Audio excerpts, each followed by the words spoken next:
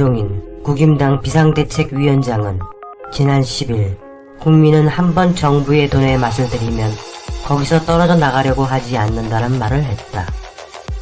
정부가 이날 확정한 4차 추가 경정 예산안을 통해 13세 이상 국민 4,640만 명을 대상으로 통신비 2만원을 지급하기로 한 데 대해 포퓰리즘이라며 이같이 말한 것이다. 그는 과거 여러 나라에서 경험해봤지만 국민은 한번 정부 돈에 맛을 들이면 거기서 떨어져 나가려고 하질 않는다며 현재 재정을 걱정하면서 정치적으로 그러한 결정을 했다고 생각하는데 앞으로 그것이 재정 운영이나 경제에 어떤 영향을 미칠지 생각하지 않을 수 없다고도 했다. 과연 정부 돈은 어디에서 나오는가? 하늘에서 떨어질까? 아니면 땅 파면 나오는 건가? 바로 시민들의 호주머니에서 나온다. 당연히 세금은 그 세금을 낸 시민을 위해 쓰여져야 하는 돈이다. 정당도 시민이 낸 세금으로 국고보조금을 지원받는다. 그가 매달 꼬박꼬박 받아가는 돈도 국민의 돈인 것이다. 국회의원이나 보좌관들 역시 시민이 낸 세금을 수령한다. 그런데 정부 돈에 맛을 들렸다니 대한민국 제1야당의 수장이 하는 망언이라고 하기에는 너무도 어이없음을 넘어 저들이 국민을, 시민을 어떻게 대하는지 똑똑히 알 수 있는 대목인 듯 싶다. 저들은 국민을 개, 돼지로 보고 군부 독재 당시 통제와 탄압의 대상으로만 바라보던 시각에서 단 한 발자국도 나아가지 못하고 있는 것이다. 하기야 요즘 국회에서 벌어지는 국임당 소속 의원들의 작태를 보고 있자면 공작 수준도 아닌 막무가내 억지와 목리로 소중한 국회 대정부 시간들을 허비했다. 당장 먹고 살 길도 막막해진 서민들을 위해 1분 1초라도 국민의 대표라는 자들이 밤새 머리를 맞대고 지혜를 모아도 부족한 시간 내 저들은 특장장에 이어 군휴가 문제로 광기를 부렸다.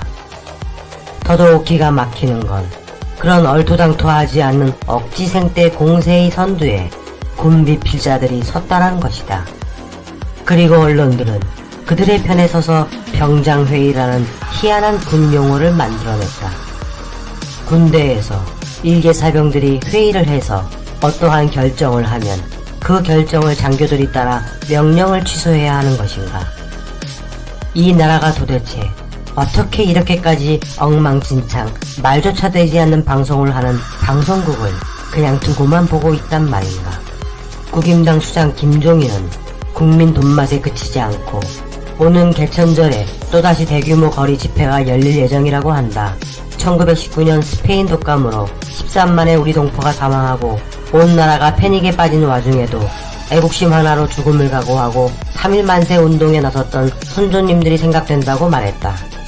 그는 국민의 생명과 안전을 위협하고 현재 전 세계에서 가장 방역을 잘하고 있어 칭찬받고 있던 대한민국을 지난 8.15 수구 집회를 통해 한순간에 망쳐버린 극우 집단이 백작하는 개천절 집회를 독려하고 있는 것이다.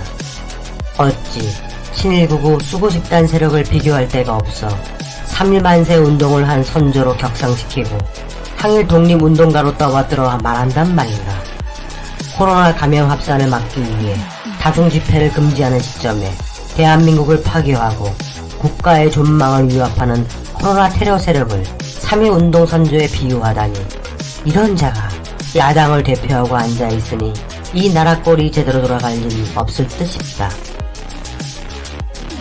김종인은 노태우 정권 청와대 경제수석으로 있던 91년과 92년 당시 동아은행장 안영모 씨로부터 행장연임 청탁 등과 함께 2억 원의 뇌물을 받은 혐의로 93년 5월 구속된 바 있다. 당시 2억 원이면 현재 가치로 20억 원 정도가 될 것이다. 당시의 재벌개혁을 이야기하면서 다 쓰러져가는 은행에서 현재 가치 22억 원에 해당하는 돈을 받아 쳐드신 것이다. 그는 1심에서 징역 5년을 선고받고 복역했으나 이듬해 1월 항소심에서 집행유예로 풀려났다. 뇌물수수는 굉장히 무거운 형을 받을 수밖에 없는 죄목인데도 금세 풀려난 것이다. 그해 9월 대법원에서 집행유예형이 그대로 확정됐는데 뇌물수수는 당시 법정 최저형이 10년인데도 집행유예로 풀어준 이른바 황제 판결을 받은 수혜자이다. 여하간 그는 특정범죄 가중처벌 등에 관한 법률 위반 혐의로 징역 2년 6월에 집행유예 4년을 받은 돈 받아 먹은 범법자이다.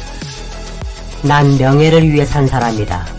김종인이 예전 비례대표 판문으로 인해 자신의 업무를 거부하는 동안 기자들과 만나 한 말이다.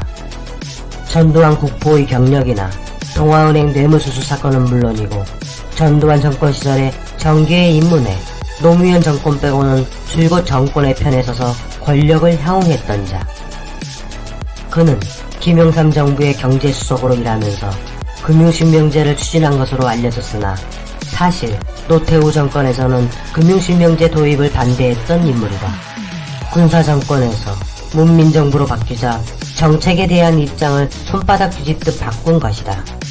1991년에는 수소택지 특혜 분양건으로 건설이 청원심사 소위가 수소지구 주택조합 건설택지 공급 요청에 관한 청원을 심의할 때 당시 김종인 청와대 경제수석이 전화를 걸어 당시 민자당 의원들의 비리를 덮기 위해 잘 처리해주도록 요구했다. 이런 게 바로 압력이고 청탁이다. 김종인은 전두환 때 국보위 재무위원으로 참여해 훈장까지 받았다. 그리고 이듬해 민정당 전국구를 시작으로 전국구를 연달아 2번이나 지냈다. 김종인은 2004년에는 노무현 전 대통령 탄핵에 앞장선 새천년 민주당 비례대표로 다시 국회에 입성하는 등 한 번도 어렵다는 비례대표를 정권을 넘나들면서 4번이나 하는 초유의 기록을 남겼다. 김종인은 자신의 이런 과거는 전혀 기억하지 못하고 있는 듯하다.